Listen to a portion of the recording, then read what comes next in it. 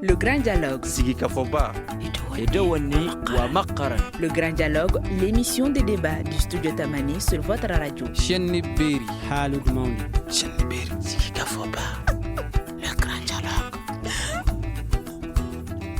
Baw an b'aw bɛɛ fo ka waleɲuman dɔn an ka sigi k'a fɔ ba yi sɛnsɛn bi ka se Segu mara la an bisimilalen don radio saniya kɔnɔna na walasa ka kuma fɛn min kan o ye kalata ye kɛrɛnkɛrɛnnenya la Segu dugudenw olu ka laɲini ye mun de ye maa minnu bɛna kɛ député ye Segu mara kɔnɔna na député bulon kɔnɔna na walasa ka kuma kan wele sera maa saba ma maa fila de sera kɛnɛ kan fɔlɔ maa fɔlɔ o ye Banjugu Dante n'ale ye ayiwa jɛkulu minnu sigilen don ka Mali radio kɛnyɛrɛye radio ana a telesow bɛɛ lajɛlen fara ɲɔgɔn kan n'o ye Urtel ale y'o ɲɛmaa ye maa filanan ale ye Mamadu Sherif Jawara ye ale bɛ yan ayiwa Segu société civile tɔgɔ la Madame Jawo Kajatu Tall na ale bɛ na min ɲɛ Segu sɛnɛkɛlaw tɔgɔ la an bɛ k'ale kɔnɔ ale kan ka se yan kɛnɛ kan ne yɛrɛ ye Muhamadu Ture aw bɛɛ lajɛlen danse. Le Grand Dialogue. Ayiwa walasa ka kuma nin kan fɔlɔ an b'a aw ladɔnniya député hakɛ min cɛbɔ hakɛ min bɛ ka députéya ɲini ayiwa Segu mara la ani kalatala ye maa joli hakɛ walasa ka kumaw kan an bɛ kuma di an ka correspondant ma Segu mara la n'o ye Mohamed Cisse an k'ale ka walikele lamɛn. daminɛna Segu marabolo kɔnɔ kabini mars kalo tile 7 tɛmɛnen a ka ca ni maa miliyɔn 1 ani 170 ye minnu kan ka kala ta Segu mara kɔnɔ sɛbɛnfura 53 olu de bi ɲɔgɔn dan na Segu marabolo kɔnɔ o la maa minnu farala ɲɔgɔn kan n'an ko ma ko alliance olu bɛ taa sɛbɛnfura 37 la minnu taar'u kelen na ni o ye indépendant ye o ye sɛbɛnfura 3 ye parti politique 13 olu de bɛ a ko kɔnɔna na o la cɛbɔ ye maa 202 ye minnu kɛn bɛ k'i kanbɔ wasade kalata min kan ka kɛ mars kalo tile 29 nata Segu région kɔnɔ o sɛbɛnfuraw cɛla muso 67 olu de b'a la député 25 o de kan ka ɲini nin ko kɔnɔna na n'i ye sɛbɛnfuraw tagabolo lajɛ cerclew kɔnɔna Barawuli ale ye sɛbɛnfura 7 ye Bla olu ta fana ye 7 ye Ɲonokaw ta ye 8 ye Segu olu ta ye sɛbɛnfura 9 ye Sangaw olu ta ye 4 ye Tomiya olu ta ye 6 ye Masina olu ta ye sɛbɛnfura 12 ye ka kɛ ni mara ɲɛmɔgɔ ka fɔ la ale y'a jirasa k'a fɔ ko fɛn min ye kalata sɛbɛnw ye k'olu baaraw bɛ ka kɛ basigi kɔnɔna na n'i kɔni ye yɛrɛkɔfɔ in tagabolo lajɛ n'o ye campagne ye i b'a ye k'a fɔ ale senna ka suma kosɛbɛ marabolow kɔnɔna na kɛrɛnkɛrɛnnenya la Segu dugu yɛrɛ kɔnɔ waati min yɛrɛ la nin gangan gosi in bi senna sigida maaw dɔw y'a jirasa k'a fɔ olu kɔni jɔrɔlen don Segu marabolo lakanako la. Ayiwa Banjugu Dante aw ye kunnafonidilaw ye aw bɛ jateminɛ kɛ wa aw bɛ maa caman ɲininka k'u hakililaw lamɛn nin kalata in labɛnni bɛ sen na hakililaw bɛ bolo jumɛn in de kan Segu mara la kalata in ko la. Bon i y'a fɔ cogo min na a mɛnna mɔgɔw sigilen kun don ka kalata in kɔnɔ a bɔra a dɔgɔkɔrɔ siɲɛ caman hali Zena a fɔlen k'a bɛ kɛ mɔgɔ caman kun dalen t'a la k'a fɔ k'a bɛna kɛ donc o hukumu la n'a ma ɲɛ ko dati fɔra a la baaraw daminɛna a kɛli kɔni mɔgɔw bi o de baaraw de daminɛ o baara minnu daminɛnen don effectivement i yɛrɛ ye reportage min jateminɛ sisan i b'a ye k'a fɔ c'est timide a ko ma kɛ ni farifoniba ye kosɛbɛ mais o fana bɛ se ka kɛ minnu bi politique baara kɛ u ka stratégie ye ka kɛ ni a bɛ kɛ contexte min kɔnɔ a contexte min do sécurité ko problème bɛ yen a contexte min do précarité bɛ yen a contexte min do fana tuguni jamanaden sɛgɛnna jamanaden tɔɔrɔla bon élection minnu do c'est vrai élection nafama do n'o ye député sigi ye mais finalement population ɲɛ tɛ a enjeu la tuguni ka kɛ ni degun ni tɔɔrɔ min b'o kan ye. D'accord Mamadu Sherif Jawara e yɛrɛ hakilila fana ye mun de yirila ni kalata labɛnni walew la dugudenw ka fanfɛla fɛ. Maaw fari foni tɛ tiɲɛ don bɛɛ ɲɛ bɛ min na dalu caman b'a la a kɛra sanga min na sanga in kuma ka ca bɔndɔgɔkɔrɔw b'a la o sababu bɛ yen i n'a fɔ jamana yɛrɛ bɛ tɔɔrɔ min na ne o ye kɛlɛko ye maaw dankun de a kɛli yɛrɛ la o ye kelen ye maaw sɛgɛnna karamɔgɔ Banjugu dasir'o ma sɛngɛ ye mun ye an bɛ min nata wale la n'o ma sɔrɔ a kɔnɔ mɔgɔ bɛ sɛgɛn député ye mun ye député ka kan ka mun kɛ maaw t'o yɛrɛ dɔn bilen o tuma na n'i dalen tɛ fɛn la i fari foni man di a la mɔgɔw ka danaya lɔkɔlen don kosɛbɛ nin ko in na ɲɛmaa ko yɛrɛ kɛ mɛ an t'a fɔ an tigɛ mɛ ɲɔgɔn na dɛ nka an jigi fiɲɛyalen don ɲɔgɔn na o ye belebele ye a ko la ne ka faamuya la ayiwa Banjugu Dante i y'a jira ko mɔgɔw sɛgɛnna mɔgɔw tɔɔrɔ la mun ye mɔgɔw sɛgɛn k'u tɔɔrɔ min ye mɔgɔw sɛgɛn diɲɛ don o don kunnafoni jugu minnu bɛ na ani kunnafoni kɛwale jugu minnu bɛ ye a kunnafoni jugu ye mun ye don o don fagali kɛra yan ni enlèvement kɛra yan ninnu bilala ɲɔgɔn na yan bon kunnafoni duman mɛnni man ca donc o ye question sécuritaire ye mɔgɔw tɔɔrɔ yɔrɔ ye min ye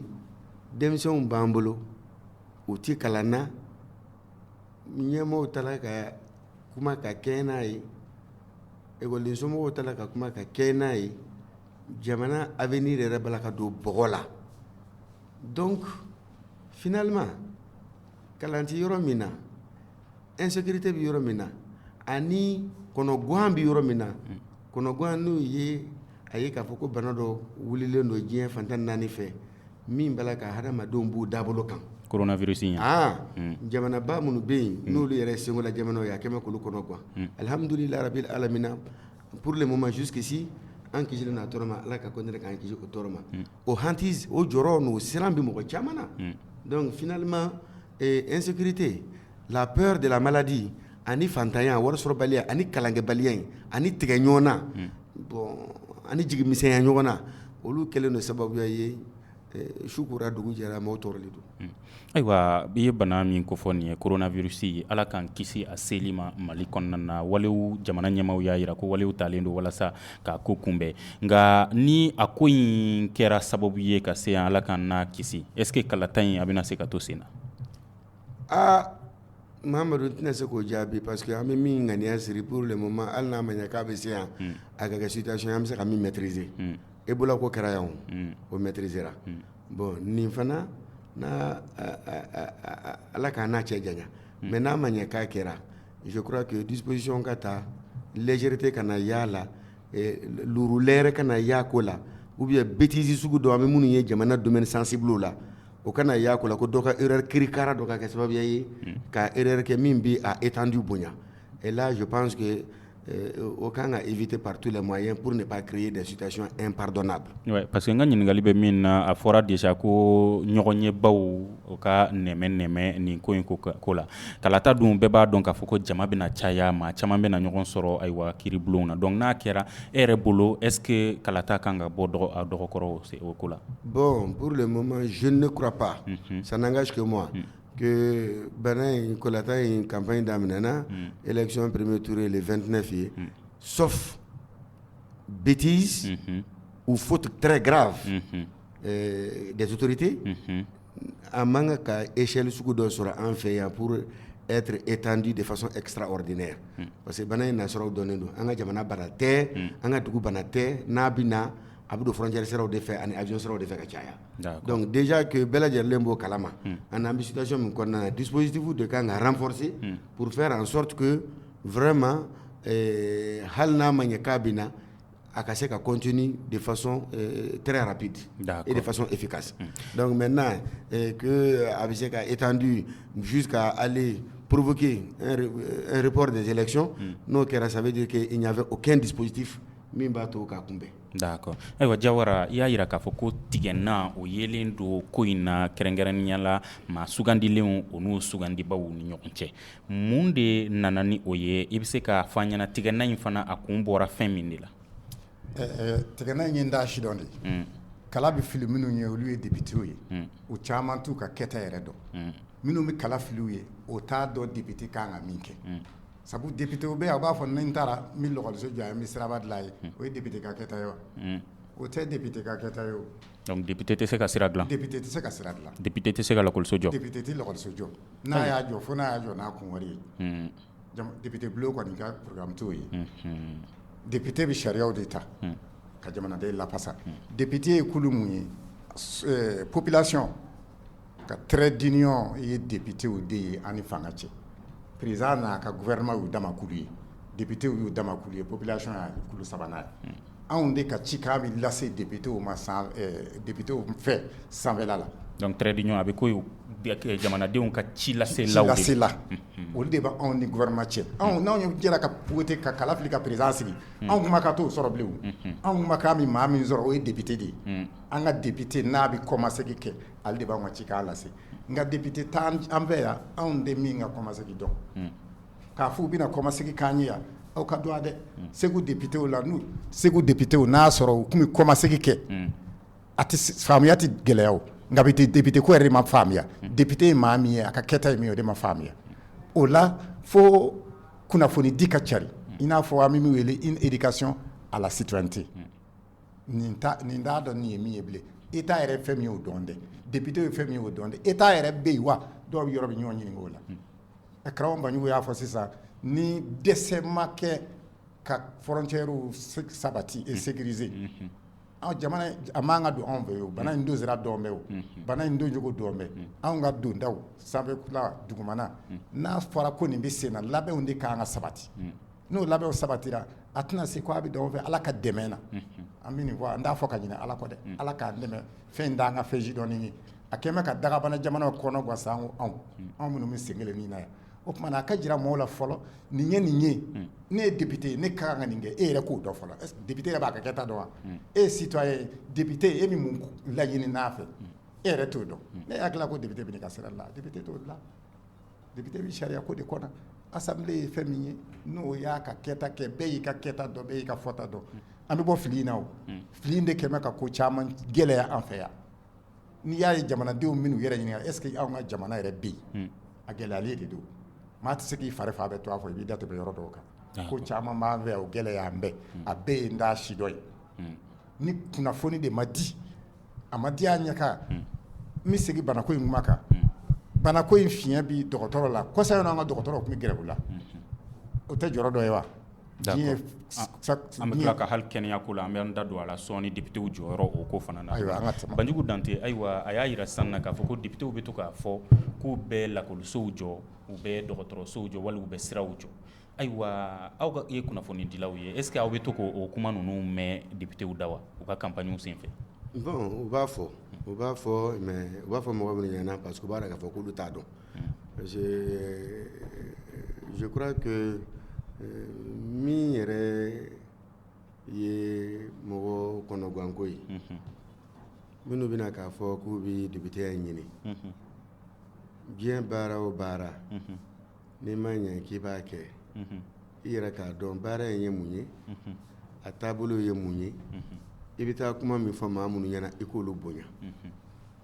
mais finalement n'a waatiw surunyana mouvement bi caya musakabɔ bi caya yɛrɛ jirankow bi caya ka ɲɛsin o population kelenw de ma k'a fɔ ko karisa bololabilalen karisa bɛ nin di karisa bɛ nin kɛ or en réalité o t'a ka baara ye i b'a dɔn k'a fɔ k'o t'a ka baara ye min na n'i y'a tigilamɔgɔ jateminɛ k'a ka sigida jateminɛ sigida au sens large a kan ka se ka min yɛrɛ kɛ a yɛrɛbakun ye a ma se k'o kɛ donc a b'a kana k'a bɛna min kɛ mɔgɔw ye trompeli de don bon o trompeli kama u nana fɔ an bɛ nin jɔ an bɛ nin jɔ an bɛ nin jɔ an bɛ nin jɔ mais i b'a dɔn k'a fɔ ale b'a jɔ ni mun moyen ye ani ni daluya jumɛn ye ani kun jumɛn na ni a sɔrɔla a jɔli se b'a ye a ŋaniya b'a ye a tun b'a jɔ ka sɔrɔ a ma taa députéya la parce que a bɛna wari min sɔrɔ députéya la o député sara hali n'i y'o ɲɔgɔnna 10 d'a ma a filɛ ka layiru minnu ta a tɛna se k'a jɔ donc je crois que kunnafoni di sira la a kan ka ɲɛfɔ mɔgɔ ɲɛna o k'a dɔn k'a fɔ député kan ka kɛ maa ye maa min bɛ sigida haminakow dɔn maa min bɛ jamana taabolow dɔn min bɛ se ka kuma k'a lase ni a bɛ lamɛn fana. minnu b'a fɔ u t'a dɔn de wa walima kelen u bɛ fɛ dɔrɔn ka fɛn de fɔ mɔgɔw ye min b'a to n'u b'u sugandi u b'a dɔn parce que a kɛra ce qu'on appelle une escroquerie politique escroquerie de don u bɛna mɔgɔw nɛgɛ ni a kan ye population minnu fana don u tigɛlen don la parce que u b'a miiri k'a fɔ ko population ka yeta ka dɔgɔ donc n'u ka yeta ka dɔgɔ u bɛ mana da u ɲɛna o mana da ɲɛna de bɛ na n'a nkalontigɛ ni a nambara kuma ye sinon ni population y'a dɔn k'a fɔ ko u b'a la ka baara minnu fɔ assainissement ni yɔrɔ dilanw o ye commune de ka baara ye ça c'est la mairie ni mairie yɛrɛ b'o baara kɛ a b'o baara kɛ ni sigidalamɔgɔw ka musakaw de ye ani dɛmɛbaajɛkuluw ka wariw a bɛ kɛ ni o de ye hali ni maire ko k'a b'a kɛ a b'a fɔ a ye moyen de di yan ou bien a ye condition créer min b'a to n bɛ se k'a kɛ mais a t'a fɔ n'a ye n kɛ maire ye nin wari maralen bɛ n bolo so n b'o ta ka na baara in kɛ n'o ye bon député mana fɔ k'a bɛna o kuma sugu kɛ en réalité a nalen don aw tromper mais a se t'a ye a tɛ se k'a kɛ. D'accord. Mais est-ce que o kuma ninnu fɔli a bɛ se ka fɔ k'a fɔ ko ɲɛmaaw tɛ a kalama ka d'a kan ma d'a la ni sariya bɛ jɛ ni nin wale ninnu ye mais est-ce que ɲɛmaaw olu bɛ se k'a fɔ bi k'a fɔ k'u t'a kalama k'a fɔ ko cɛbɔ dɔw bɛ yen nɔ olu bɛ nin kuma nasugu ninnu fɔ ayiwa dugudenw ye e yɛrɛ hakilila la. ɲɛmaaya ye bonya dɔ de ye n'a dar'i kan i tɛ se k'i cɛ ka bɔ kuma caman kɔrɔ ko n tɛ nin kalama bilen koyi n'i kɛra ɲɛmaa ye hakɛ dɔ de b'i n'i ka kɔmaw cɛ k'u kalan k'u kunnafoni k'u dege ɲɛmaa ka hakɛ dɔ y'o ye ala ye ɲɛmaaya kalifa ne ma minnu kalifana ma n k'u hinɛ minɛ u tɛ min dɔn n k'o f'u ye u ka kan min ye n k'o k'u ye o ye ɲɛmaaya dɔ ye o tuma na ninnu de kumadenninw ye o i bɛ dalakan de di i bɛ taa bila ɲɛmaaso de la i bɛ ɲɛmaaya ɲini o tuma i bɔra kumadennin man kan ka bɔ i da bilen o e man kan k'a fɔ n bɛ nin kɛ k'a sɔrɔ e ka kɛta tɛ o karamɔgɔ Banjugu ko escroquerie don escroquerie don i bɛ maa de escroquer maa min t'a si dɔn o de y'a to na kala ye fɛn ye ni kala man i ma i ka taa ma on a droit à l'information quand l'information ne vient pas il faut aller à l'information o de fana b'a anw jɛya information n'a man i ma i bɛ taa ma a ɲini k'a dɔn bi tellement mɔgɔw yɛrɛ tigɛmɛ anw na n'i ye anw ka jamanadenw segukaw ɲininka bi komi an bɛ segu kungo la bi segu denmisɛnninw jɔ k'u ɲininka u ka ministres tɔgɔ fɔ u t'a dɔn mais n'i y'u ɲininka Barça joueur la u b'a bɛɛ tɔgɔ dɔn n'i y'u ɲininka Real joueur la u b'a bɛɛ tɔgɔ dɔn mais u tɛ ministre kelen tɔgɔ dɔn bon député yɛrɛ fo ni min bɔra i fɛ yen u tɔgɔ dɔn n'o tɛ u tɛ assemblée ye mun ye vote ye mun ye vote ye siya jumɛn ye i bɛ citoyen caman jɔ vote ye siya joli ye vote ye mun ye député bɛ sigi mun kama u t'a dɔn donc yan'an ka nin bɛɛ la mɔgɔw de kan ka kunnafoni fɔlɔ u bɛna kɛta yɛrɛ min kɛ k'o si dɔn n'an ye kɛta in si dɔn a mi fili min n'a kɔnɔ an bɛ dɛsɛ ni tigɛ ɲɔgɔnna min n'a kɔnɔ o bɛ dɔgɔya o. Donc Banjugu e bolo a responsabilité a kan ka situer fan ɲuman ni fan ɲuman ye de. Bon responsabilité ye niveau caman b'a la. Premier responsable dɔ ye minnu b'a kuma fɔ. Deuxième responsable y'u ka complice ye. U ka complice ye jɔn ye? État min kan ka veiller sur le bon déroulement du processus électoral. O État kelen ka moyen olu bi utiliser parfois pour que ka nin kuma ninnu dɔw sɔnji la. Munna yɔrɔ bi yɔrɔ la ni élection surunyana minnu bɛ taa layidubaw n'a kumabaden ninnu fɔ i b'a sɔrɔ jamana ka cakɛda minnu bɛ yen olu dɔ bɛ kɛ hali a garanti politikiw ye k'a fɔ nin karisa n ka nin karisa in bɛ nin yɔrɔ in na ni anw kɛra a ye an bɛ kɛ sababu ye ka nin baara in di nin ma ka nin marché in di nin ma n tɛna structure tɔgɔ fɔ mais élection mana surunya dans le pays de Ségou ici structure kumaba dɔw bɛ yen ils sont très sollicités généralement par ceux qui sont au pouvoir. Il y a femme. Donc, nous bɛ taa kuma fɔ ko u bɛ koba dɔw kɛ u bɛ ko in kɛ ka u jigi sɛmɛ yɔrɔ dɔ kɛ fan dɔw fana ye o yɔrɔ sen b'a la. Responsabilité minnu fana b'a la c'est aussi la responsabilité des citoyens. O munna i ye citoyen i b'i ka jamana kɔnɔ président de la république ka baara ye min ye ministre ka baara ye min ye élus les élus municipaux maire ninnu olu ka baara ye min ye e b'o dɔn ni député min bɛ yen nɔ la f'a kan ka kuma de bɔ yɔrɔ la k'a lase ani min bɛ yen ka n'a ɲɛfɔ aw ɲɛna n'o nana fɔ ale bɛna goudron dilan a bɛna usine jɔ a bɛna assainissement kɛ i kan k'a dɔn k'a fɔ ça c'est une escroquerie politique parce que c'est pas son travail. A caman b'a fɔ k'olu t'a dɔn nka Jawara bɔra k'a fɔ sisan na minnu b'a fɔ u t'a dɔn a caman bɛ yen n'i y'u ɲininka kɛrɛnkɛrɛnnenya la sifinw ko Barça joueur ye jɔn ye Real Madrid joueur ye jɔn ye walima kelen sport farikolo ɲɛnaden n'i y'u ɲininka fɛn o fɛn na o la u b'a f'i ɲɛna o kɔrɔ b'a jira k'u kungo de tɛ wa walima kelen a t'u ɲɛsira la de. Mamadu kuma ka gɛlɛn jamanaden ka balontanna minnu bi jamana wɛrɛ la a k'olu dɔn mɔgɔ minnu bala ka a mara n'a ka sini ɲɛsigi dilan ni dulonnen don olu la a tɛ olu dɔn an kan ka an yɛrɛ ɲininka yali ɲɛmɔgɔ minnu b'an kunna ɲɛmɔgɔw don wa yali danaya min taara ka da u kan k'u hakili to adamadenw n'u ka sigida n'u ka sini ɲɛsigi la u bala k'o baara kɛ wa n'i y'a ye jeune chômeur a bɛ te de min a bɛ balontannaw dɔn Barça Real a b'olu dɔn ministre min bɛ baara di mɔgɔ ma a t'o tɔgɔ dɔn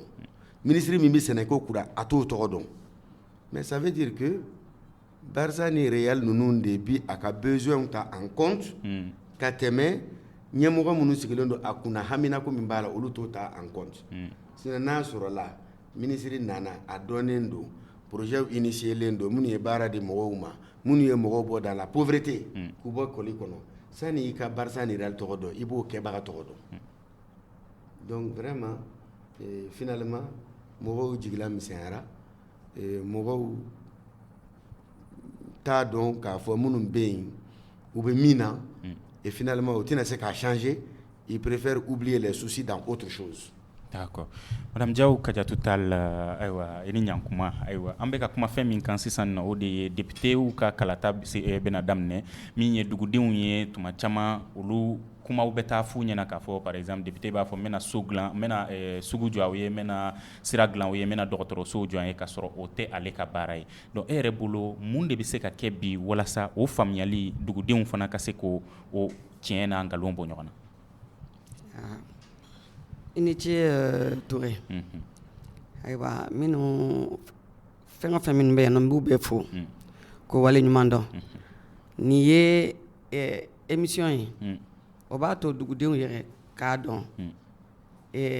député ka baara ye min ye parce que ni aw y'a kɛ cogo min n'a tun bɛ kɛ ten sisan b'a sɔrɔ o caman ye dɔ dɔn parce que effectivement population maa caman t'a dɔn député ka baara ye min ye même député dɔw yɛrɛ minnu élulen don n'u b'u ka campagne kɛ u bɛ kuma dɔ bɔ u da min tɛ kuma fɔta ye u t'a dɔn wa ou bien kalabanciya de don wa moi je ne sais pas mais député kɔni ka baara ye min ye bɛɛ b'a dɔn i ka kan ka i ka population i b'a dɔn i ka dugudenw mago bɛ fɛn min na o fɛn n'a ma voté assemblée la o tɛ se k'a sɔrɔ donc i b'i banba yɛrɛ de pour que au niveau de l'assemblée u mago bɛ min na i bɛ kɛlɛ yɛrɛ kɛ u b'a fɔ dɔw ye kɛlɛtigɛlaw tɛ dɛ ils savent ce qu'ils veulent u b'a dɔn n'u m'a kɛ ten u t'a sɔrɔ donc o de y'a to u b'a kɛ pour ka se ka u bɛ min ɲini u b'a sɔrɔ o ye kelen ye filanan état an ka ministre n'an ka gouvernement normalement olu de ka kan ka u suit k'u rappeler à l'ordre n'u y'u wele ni u ka kan ka baara min kɛ n'u m'a kɛ u ka kan k'u wele n'u y'u wele u ka kan k'u ɲininka ɲininkali a ka kan ka kɛ ɲininkali min ye u ka kan k'u ɲininka yɛrɛ ka ministre wele député bulon na k'u ɲininka k'u wele bulon na k'u ɲininka nin bɛ yen nɔ mun don n'u y'u jaabi fana ni jaabi min don min ma se k'u hakili minɛ ils n'ont qu'à insister donc nous insistera a kɛra cogo cogo ils sauront que au niveau de l'hémicycle min ye assemblée la wajibi de don u ka kuma dɔ fɔ maa bɛ min faamu u ka fɛn kɛ min bɛ faamu n'o tɛ gendarme bɛ yen nɔ n'u m'a kɛ ka ɲɛ minnu b'u ɲininka donc ne fɛ n'u t'a dɔn comme ils le disent population t'a dɔn donc population ka kan ka édifier ka informer kosɛbɛ k'a f'u ye député ka baara ye nin ye gouvernement ka baara ye nin ye nin u b'a dɔn yɛrɛ u b'a dɔn ne fɛ kɔni b'a dɔn donc je m'en arrête là. mais e yɛrɛ bolo Mali kɔnɔna na bakurubaya la kɛrɛnkɛrɛnnenya la Segu mara kɔnɔ député minnu sugandira walasa u ka taa député bulon na jamanadenw tɔgɔ la est-ce que u bɛ jamanadenw kungo ɲɛnabɔ tiɲɛ yɛrɛ la? Bon, dɔw b'a dɔn dɔw b'a ɲɛnabɔ a caman minnu b'a ɲɛnabɔ olu dogolen don. Moi je le dis toujours, n b'a fɔ tout le temps n'i bɛ assemblée kɔnɔ n'i ye baara min kɛ i ka population ye i kana dogo a fɔ parce que caman bɛ baaraw dɔw kɛ u bɛ caman kɛ mais n y'a fɔ cogo min na u tɛ kuma alors que n'i bɛ nin yɔrɔ ninnu na i bɛ kuma n'i ma kuma maa t'a dɔn parce que bɛɛ b'a fɛ ka u b'a fɔ cogo min na ka birifini sama k'i yɛrɛ biri donc ni min b'a fɛ ka birifini sama k'a yɛrɛ biri i bɛ birifini bɔ a kan i bɛ birifini bɔ a kan comment i n'a fɔ je donne un exemple i ye fɛnw dɔ ɲini k'a di centre de santé dɔ la i kana na dɔrɔn k'a fɔ n y'a di mɔgɔ kana dɔn il faut que la population sache que e de y'a kɛ e kɛra sababu ye olu ye nin sɔrɔ centre de santé dɔ mago bɛ forage la ji la a mago bɛ électricité la i kɛra sababu ye ka na n'a ye i kana dogo fo population k'a dɔn k'i kɛra sababu ye a kana mais n'a ma kɛ u b'a fɔ ko aw ma foyi kɛ n'aw taara fana aw ye baara min kɛ o de y'a to a bɛ fɔ tout le temps il faut restituer n'aw taara n'u ye baara kɛ période dɔ bɛ yen nɔ a bɛ kɛ période libre ye o ye wa c'est une période libre o période libre là ils n'ont qu'à venir restituer an taara assemblée la nin kɛra a ye nin kɛ a ye nin kɛ a ye nin kɛ a ye nin kɛ a ye nin kɛ a ye nin défend a ye nin loi défend u ye nin accepter u ma nin accepter mais on va se battre jusqu'à présent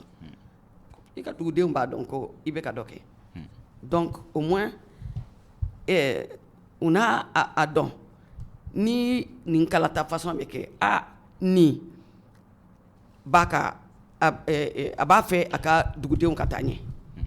nin b'a fɛ nin yɔrɔ in nin b'a fɛ nin ka ɲɛ mais si tout le monde se tait mais a ma nɔgɔn. Ayiwa Jawara walasa députéw cɛbɔ ninnu n'u kɛra député ye u ka se ka dugudenw kungow ɲɛnabɔ f'a k'a sɔrɔ fɔlɔ u bɛ dugudenw yɛrɛ kungow dɔn est-ce que député ninnu u bɛ to ka na dugudenw ɲininka u kungow la ka n'u ɲininka u fɛlaw la ka n'u ɲininka u mago bɛ fɛn minnu na walasa ka taa kɛlɛ kɛ u ka se ka sɔrɔ wa? Gɛlɛya y'o de ye o madame da sera a ma sisan restitution tɛ yen o. mais sani restitution in ka na n'o ye u baara min kɛra ka n'o ɲɛfɔ ka na u ɲininka yɛrɛ aw hakilila ani aw mago bɛ fɛn jumɛn in de la aw ka sigida la? o bɛɛ bɛ dɔn kuma seginɲɔgɔnma de ma n'i ka population bɛ kuma minnu ye kala fili ye n'u bɛ kuma o bɛɛ bɛ ɲɛdɔn o de la dɔw yɛrɛ t'i dɔn ni kala fili selen tɛ an t'a dɔn député yɛrɛ cɛbɔ yɛrɛ bɛ kɛ cogo min na anw t'o dɔn anw ka faamuya la population de kan ka a danayama jira danayama jira tɛ yan u bɛna liste dɔw de d'an ma an bɛ voter olu ye a dɔw yɛrɛ i voter o ma voter o bɛ passer parce que n'i ye pourcentage de vote lajɛ après les élections i b'a ye k'a fɔ farifoni t'a la an ye kuma daminɛ ko yɛrɛ kofɔ in fanga man bon i t'a dɔn ko hali élection selen don mun na a kɛmɛ komi mɔgɔw ɲɛna a tɛ mɔgɔw ɲɛ sira la maa si mago t'a la parce que fɛn min bɛna fala kɔfɛ mɔgɔw dan d'o la o an t'an tɛ nin ko in na bilen o an t'an bari fo na la u bɛ maa de ta ka na bila an kunna maa min tɛ an ka hami dɔn maa min t'i ka hami dɔn o b'e ka hami lapasa cogo di an hɔsa n'i m'a dɔn n'ala y'a garisɛgɛ d'i ma gɛrɛ mɔgɔw la taama ka na restitution in de ɲininen don député fɛ aw ye population ka cidenw de ye n'o tɛ anw kan tɛ gouvernement sɔrɔ aw bɛna anw ka hami lajɛ k'an ka bana si dɔn k'a lase a seyɔrɔ la fura bɛ ɲinin a la cogo min na nka n'o tɛ yen fo min m'a kɛ député o bɛ yɛlɛma Bamakɔ min m'a kɛ député o bɛ sosa Bamakɔ an t'a dɔw yɛrɛ ye bilen ni campagne wɛrɛ selen tɛ o tɛ faamuya o n'o kɛra a jigimisɛnya bɛ bonya kojugu u ka gɛrɛ an na n'i ma hami dɔn yanni i ka se i selen ye i ye hami dɔn wala a ɲini k'a dɔn i k'a k'i ka kɛta ye i k'a k'i ka fɔta ye mɔgɔw bɛ da i la politique ye mun ye n ka fɛɛrɛ tigɛ mɔgɔw ka danna ka kɛ n ta ye o ye politique de ye i bɛ fɛn dɔ de dabali tigɛ ka mɔgɔ sago k'i ye mɔgɔw bɛ da i la o bɛ k'i ta ye n'o kɛra tan ni an bɛ kuma caman fɔ o bɛ nɔgɔya Mahamadou. D'accord. Ayiwa an ka dugudenw fana lamɛn ka d'a kan dɔw y'a yira Segu mara kɔnɔna na k'a bɛ i n'a fɔ yɛrɛ kalata tɛ yan k'a bɛ i n'a fɔ campagne yɛrɛ o ma daminɛ yan fɔlɔ. Ouais, bon, mi kɛ ka campagne suit mais a bɛ kɛ i b'a fɔ ko campagne yɛrɛ ma dayɛlɛ. Ne yɛrɛ kɔni ɲɛ bɛ min na Segu yan nɔ cercle kɔnɔ a ko i b'a fɔ campagne ma dayɛlɛ quoi parce que la population n'est pas intéressée et ça fait peur. Population intéressée t'a la et campagne na quoi bon comme tile 21 fana don a ka jan a bɛ se ka kɛ partout kɛmɛ ka do labanw kɔnɔ. Non tɛ ne ɲɛ tɛ foyi la foyi a bɛ komi n'a fɔ élection yɛrɛ tɛ yen dugu kɔnɔ yan ko ne yɛrɛ mankan suman bɛ a bɛ komi a tɛ yen an tɛ kibaruya foyi la hali n'a y'a sɔrɔ campagne bɛ yen carte ko in ka kan ka fɔ mɔgɔ ye bari a fɔra ko carte kuraw de nana maaw t'o si kalama n'i ye maa ma ɲininka o b'a fɔ ko kɔrɔlen de b'a bolo k'a bɛ kɛ n'o ye k'a sɔrɔ o tɛ yɔrɔ o kɔrɔ b'a jira k'a fɔ ko campagne ma gajan anw fɛ yan kosɛbɛ. Ayiwa Banjugu Dante ko a bɛ i n'a fɔ kalata tɛ Segu mara la k'a bɛ i n'a fɔ campagne yɛrɛ ma daminɛ yan fɔlɔ. Bon, effectivement, élection organisera ni condition min ye report successif minnu kɛra ani cɛsiri nana kɛ ko kana n'a ye donc bɛɛ dangani n'a ka sisan k'a fɔ k'a kan ka kɛ maintenant est-ce que a organiser bagaw stratégie talen don walasa jamanaden fanba ka informer wa information in c'est à plusieurs niveaux candidat minnu bɛ fo ka digi la k'u bɛ mɔgɔw mobiliser ka meeting ni fɛnw organiser est-ce que ni carte d'électeur ma enlevé mɔgɔw bɛ se ka taa voter wa donc au carte d'électeur voter yali candidat de ka baara do ka mɔgɔw sensibiliser u ka taa enlever ani parti politique wa tere état de fana ka baara y'o ye en tout cas je pense que médias b'a la k'a kuma fɔ hali n'a sɔrɔ la cadre de collaboration formellement tɛmɛ u ni structure cɛ minnu bɛ a organisation la pour mobiliser les citoyens u ka taa carte ninnu enlever donc ni tribune min filɛ ni y'a ka micro ye c'est l'occasion également de dire aux populations k'a fɔ i mana fɔ k'i bɛ taa voter cogo o cogo i mana fɔ ko élection b'a la ko député si bɛ kɛ cogo o cogo n'i ma taa carte enlever e sen t'a la donc candidat de kan ka ko fɔ mais il me semble que candidat caman bɛ yen u ka jamaba labɔ k'o jira mɔgɔw la pour faire peur k'a fɔ jama bɛn kɔ jama min b'i kɔ yala jama bɛ voter wa ou bien jama min bɛna y'i nɔfɛ o kɔrɔ de ye k'a fɔ k'i gagnera parce que jama nin bɔra ka na donc je crois que sensibilisation o kan ka continuer stratégie kan ka bila en place par l'État par les partis politiques par les candidats pour mobiliser les médias aussi qui sont en train de faire un travail remarquable comme nous sommes en train de le faire. Justement, kunnafonidilaw ka jɔyɔrɔ ye jumɛn de ye kalata walew la. Donc kunnafonidilaw ka jɔyɔrɔ min an filɛ ka min ka nin y'a jɔyɔrɔ ye o ka mɔgɔw wele ka f'u ɲɛna u ka taa carte enlever dɔw bɛ na ni kuma ye lamɛn a b'a dɔn k'a fɔ ja carte kan ka taa enlever c'est important kunnafonidilaw ka jɔyɔrɔ ye min ye ka kuma di candidat ninnu bɛɛ fana ma parce que e nana dugu sigida la n b'i kɛ député ye a ka ɲi mais e yɛrɛ ye jɔn ye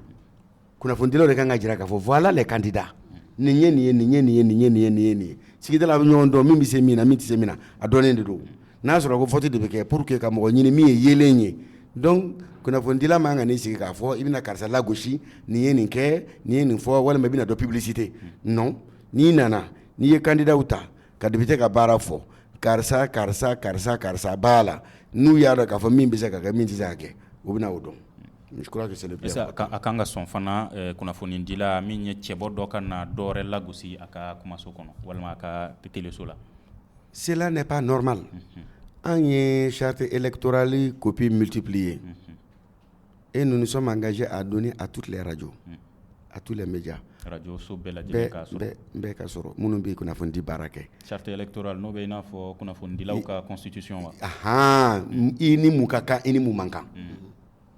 I kan ka mun kɛ i man ka mun kɛ. An b'o baara la. An ye formation caman organiser ka kunnafoni di mɔgɔw ma pour que mɔgɔw bɛ se ka a dɔn u ka baara ye min ye u ka baara tɛ min ye o ye a kɛnɛkandaw ye duguma n'i kɛra ɲɛmɔgɔ ye ko dɔ bɛ dilan so kɔnɔ o bɛɛ ma se kɛnɛmana na an bɛ weleli caman kɛ n'an bɔra min kalama karisa a b'a la ka nin kɛ nin t'a kɛcogo a ye nin dabila nin ka ɲi nin man ɲi en tout cas o ye Iritel ka baara ye o kɛra coordinateur régional ye o kɛra bureau mɔgɔw ye o u kɛra conseil d'administration mɔgɔw ye o n'an kɔni y'a ye k'a fɔ ko radio dɔw bɛ yen minnu bɛ ka dérapage kɛ il est de notre devoir k'u wele ka kuma u fɛ il est du devoir également population fana a ka kan ni min bɔra min kalama i k'a to an ka bɔ a kalama an ka kuma a la i y'a faamu a kuma bɛɛ tɛ k'an bɛ taa an sigi radio so fana ka kuma tigila mɔgɔw fɛ an sigilen bɛ se k'an to so kɔnɔ ka min ɲɛnabɔ wo ci t'a ɲɛnabɔ.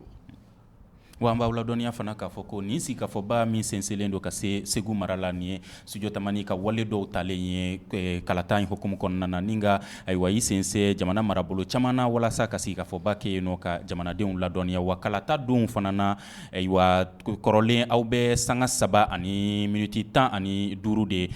kunnafoniw lamɛn nka kunnafoni don k'a daminɛ kalata don k'a daminɛ 8h fo ka taa se 19h ma kunnafoni bɛ di Mali fan 14 bɛɛ lajɛlen na n'an ka ayiwa kunnafonidila minnu jɛnsɛnnen don Mali fan 14 bɛɛ lajɛlen na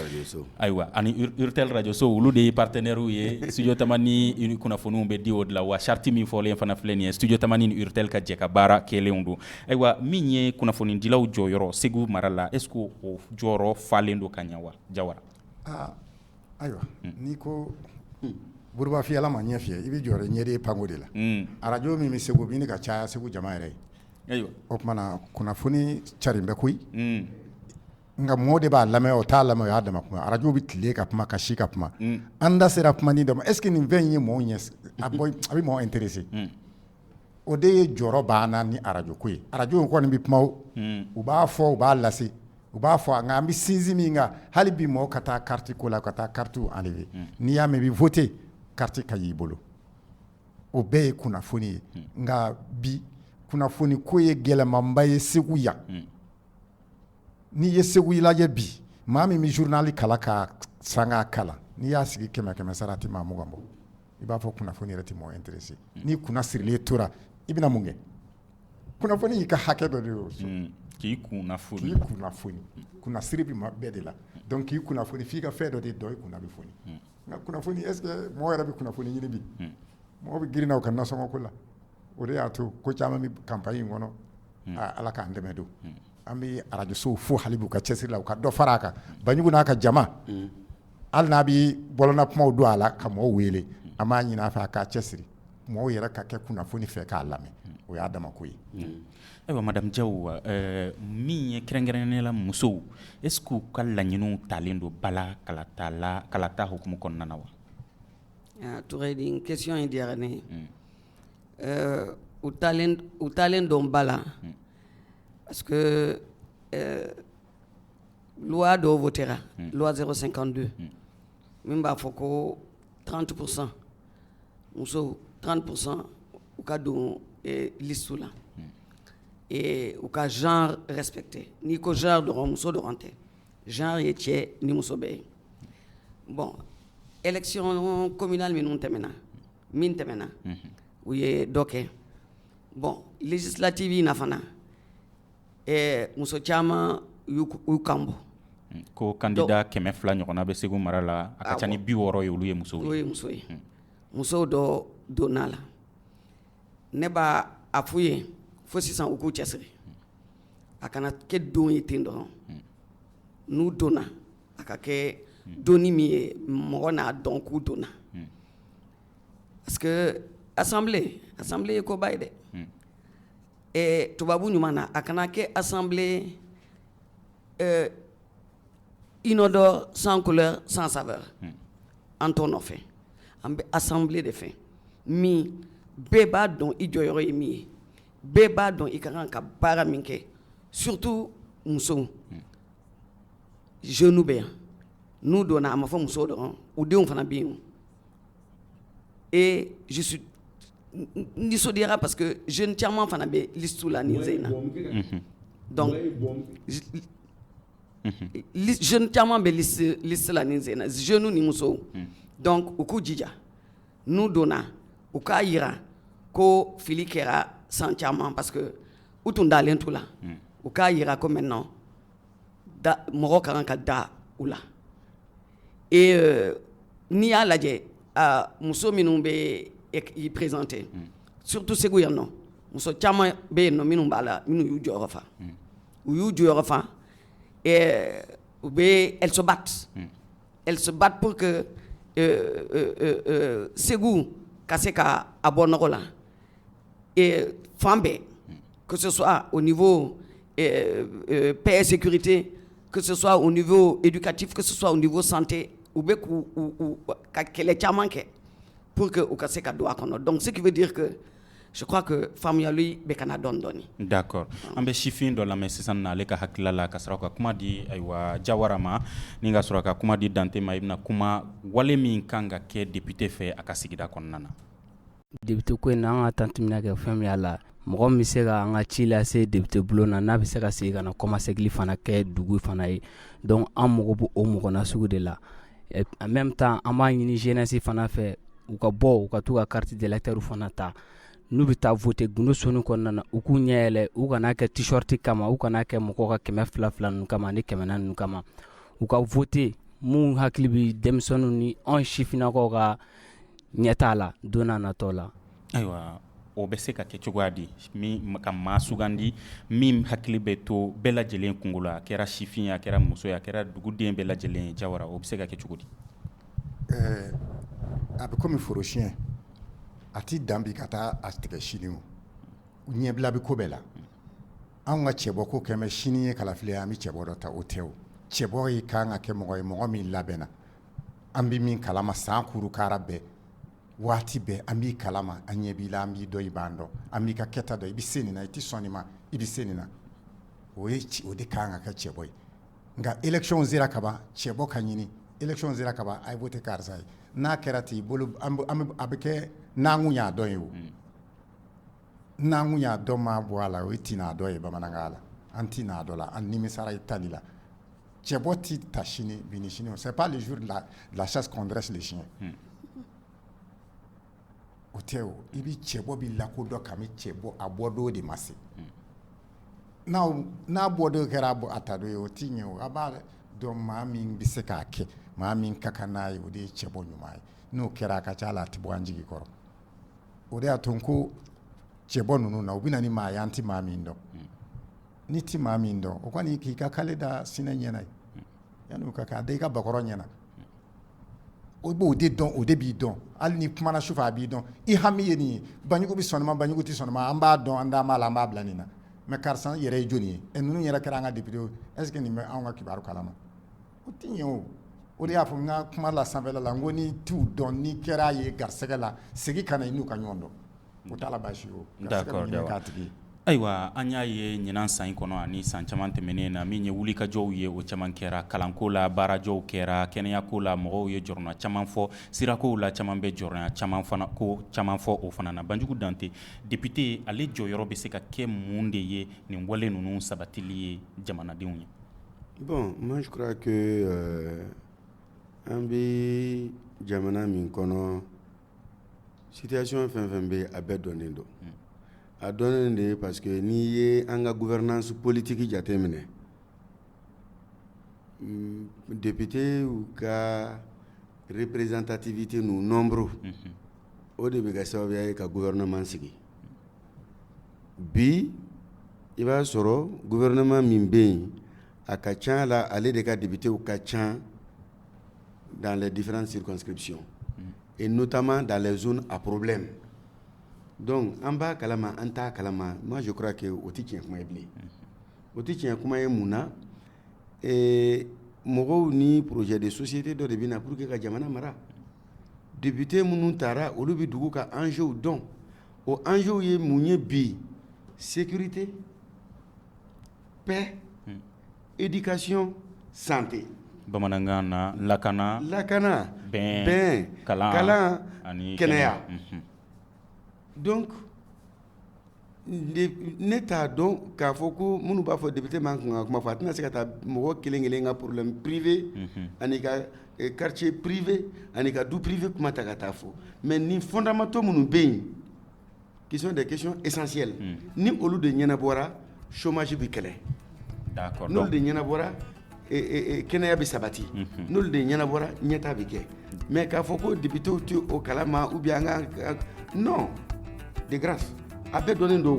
D'accord, aywa a kun ka d'an ye ka sanga caman wɛrɛ sɔrɔ walasa ka kuma nin ko in kan nka waati ale y'an bolo dan an bɛ foli lase an ka maa welelenw ma n'o ye Mamadu Sherif Jawara ale tun bɛ yan société civile Segu mara la o tɔgɔ la Banjugu Dante ale ye Union des radios et télévisions libres du Mali n'o ye Mali kɛnyɛrɛ ye kunnafoni disow n'o ye arajoso ni telesow ye olu ɲɛmaa ye Madame Diaw Kadiatou Tall ale tun bɛ yan sɛnɛkɛlaw ka jɛkulu tɔgɔ la ne yɛrɛ ye Muhamadu Ture nɛgɛ kɛrɛfɛ juru ni ja labɛnba Gagné Kanté aywa an bɛ foli lase radio saniya baarakɛla bɛɛ lajɛlen ma olu minnu y'an kunbɛn Segu mara kɔnɔna na yan aw k'an bɛn sigikafɔba kɛnɛ wɛrɛ kan.